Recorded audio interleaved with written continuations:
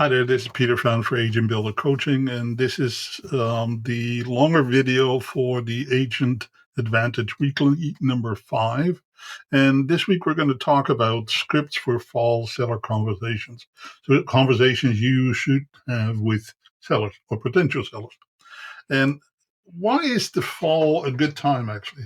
Well, frankly, for a good number of sellers, they want to be moved before the holidays. It's for whatever reason, that seems to be a very common reason for people. And I have to say that in certain properties, in certain situations, the fall is a really good time because, the home, in many cases, kids will have gone to university, college. Some cases, people have decided that, hey, now is the time to downsize because kids have been gone for a little bit longer now, and so on and so forth. So it is actually one of those periods of time where people tend to be a bit more motivated.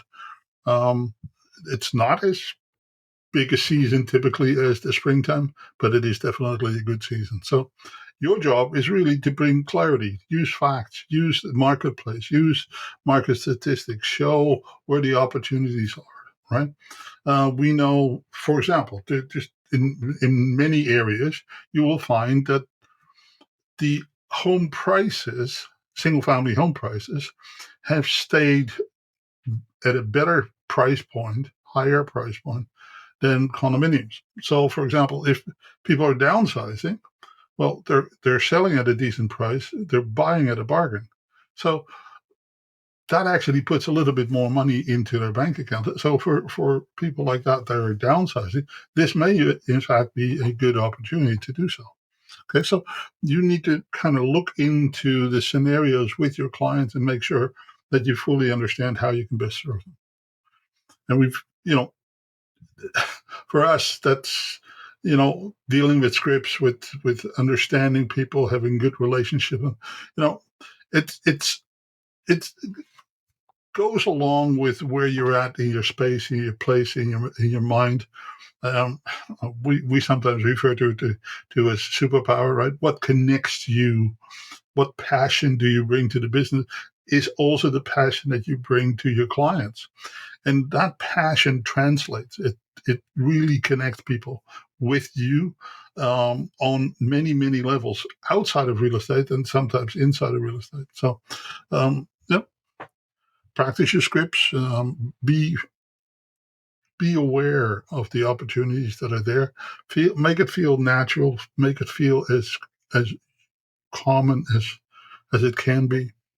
There's not an actor that goes out on stage or into a movie and is unprepared. Right? They all know their script, and then they can say that same script in 20 different ways and make it sound natural in every 20 of those ways. That's what our job is when we learn how to present ourselves, in our case, to our seller clients. So that's part of our job, right? Well, do a little bit more of seller consultations, right? That this is a really good time when people come back from holidays, when people come back from being in different spaces in their mind, to start talking about, well, what's going on? What are prices doing? What is inventory doing? What is the availability for mortgages doing, and so on and so forth. And you know, do a little bit less of wishful thinking, i.e., well, sellers will phone me. They know I'm here. When they need me, they'll know how to find me. That doesn't work. So, okay, ask for the appointments. Ask for appointments. If you're having conversations, ask for an appointment, right? And have a purpose for a next step. Where are you going to go with conversations with them, and have some sort of a date in your calendar when you're going to contact them. And if the client says, call me in 2 weeks, guess when you're going to call them? In 12 days, right? Or 10 days even, right? Just to confirm that they're available, and maybe you want to make an appointment, as well as what. That's kind of how that works. So here's the script for you, okay? A seller listing motivation.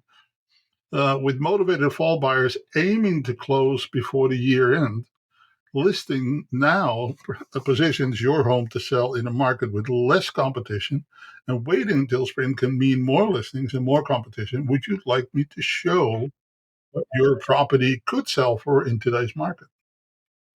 That's a solid script, isn't it? I mean, it's hard to say no to. Really, it's hard to say no to. Now, if people do say no to it, that's okay. Don't be offended, but it's actually a solid script. Right.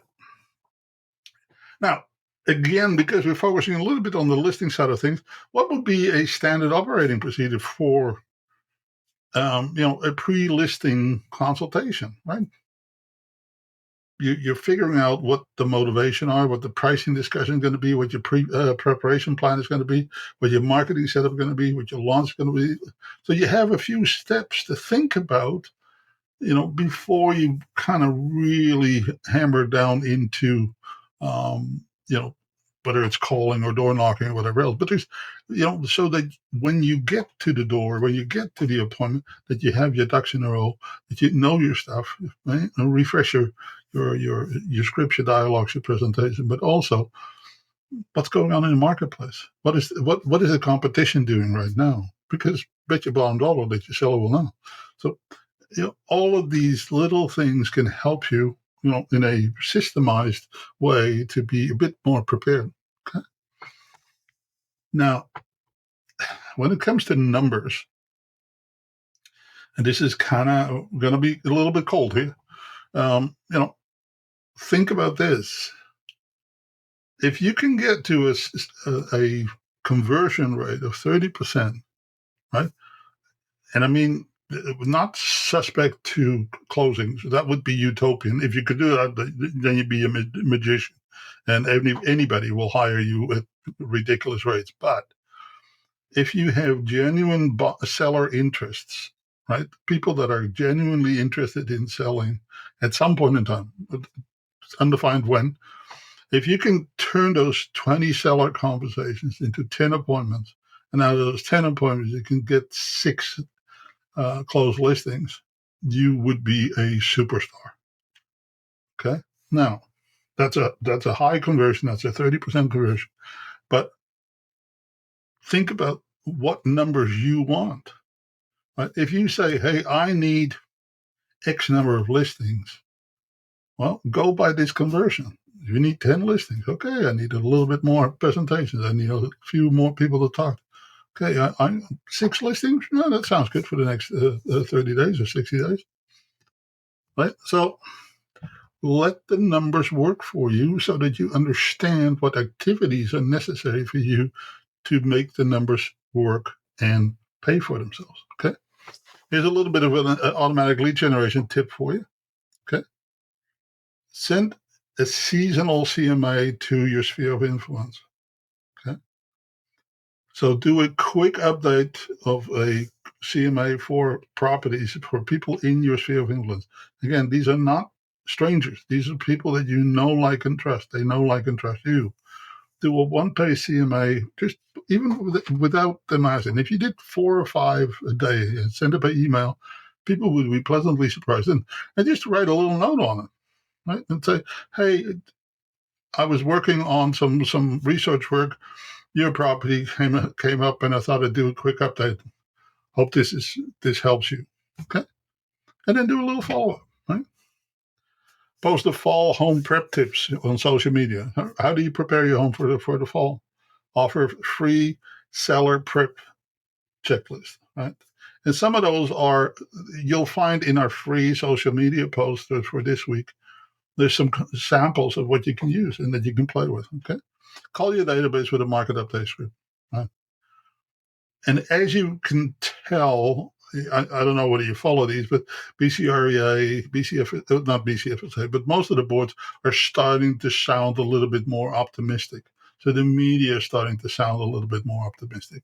I'm not actually sure whether the information is actually factual, but I would encourage you to find the opportunities in the language that you use when you talk with your target audience. Don't fib. Don't do any of that. But look for the opportunity in the language and in the market updates that you put out. Okay. A little bit of a wow factor. Well, create a seller prep list, right? So, um, what kind of refreshers can they do? Now, I'm a big believer, and hear me out on this. It's worthy of a whole class in its own right, but I'm a believer of when a home becomes an investment, which is really at the time that people decide, yes, we're going to make a move. May not be next week or next month, but we're going to make a move. At that point in time, the house no longer is a home, but it's an investment, right? Because now you want to optimize the return on that property. Okay. At that moment, making smart investments in the home is critical. Well, really important. I wouldn't call it critical, but really important. So to me, I use a very simplistic approach. $1 in to get a $3 return. Now you're going to say, well, hang on. what kind of investments are we talking about? Well, one of the cheapest investments in a home improvement project is paint. Okay, so as they paint out the house in and out, or if only inside is available, okay, it will dramatically make the house more appealing, more attractive. If it's an older home, as simple as changing out all the light fixtures, the doorknobs, some landscaping, some lighting outside, dealing with flooring. We're getting into more expensive things, but kitchen and bathrooms, those are expensive items, but they oftentimes do pay off if it is an old house. If it is an older house with a kind of decrepit type of kitchen setup, yeah. But one of the most significant ones is, of course, if there is a house where there's a potential for a suite and the suite hasn't been done, then do the suite. And many, many sellers are going to say, well, no, we don't want to be bothered. The value, the return on investment of doing the suite is so high now that it's absolutely worth a while, 9 out of 10 cases. Now, if they contract everything out and they don't bother to check pricing, then it may not be worth your while. But you get my point, right? Then obviously also talk about maintenance fixings, marketing preparations. How would you market your property? What would you do? And so on and so forth. All really good ways to wow yourself. And helping your sellers in giving them a very high return on investment on their property by doing that, that's definitely wow. Okay, definitely wow. Okay, there are a number of scripts in the newsletter, and I think they're awesome. They deal with scripts and how you can talk to your sellers, and then we have given you 4 very distinct objections and some objection handling tracks and scripts. And then there's also a tool to kind of generalize how you would best deal with objection handling in a simplified way. So it's a great download. It's a very helpful tool. Trust me, learning objection handling in a kind of methodical way is a good approach, right? If you can kind of dissect it in stages and phases, like the little guide says, it will help you tremendously. So um, we're actually pretty excited about the download. Like I said, the social media downloads are awesome as always. This is a very short season, right? You have really from maybe the end of August till I'm going to say the middle of November, maybe the end of November if you're lucky.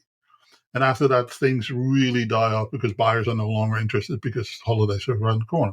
So use this time very efficiently and effectively. And keep making notes because, yes, you're going to find people that say, we're not going to do things now, but we're going to do it next year anyways. Well, don't lose track of those people, right? They are your future inventory for next spring. So you've already warmed up the situation. You made the scenario ready for you to optimize your business for next year. So with that, I wish you all the best and I hope you take advantage of our weekly agent materials and tell a friend, let them subscribe. There's no cost or charge, and we're looking forward to helping you in any way, shape, or form. If you have specialized questions that you need assistance with, be my pleasure to assist you. Okay, all the best, and have a fantastic week.